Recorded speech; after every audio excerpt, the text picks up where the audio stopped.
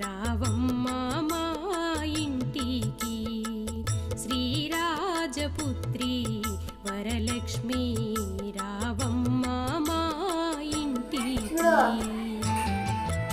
నువ్వు కూర్చుని దాని అట్లా ఇట్లా కదలకుండా తీసుకోవాలి, నీట్గా తీసుకుంటారా?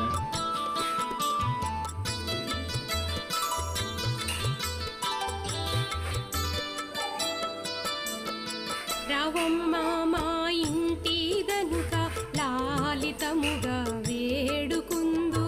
రావమ్మ మా ఇంటి గనుక లాలితముగా వేడుకుందు.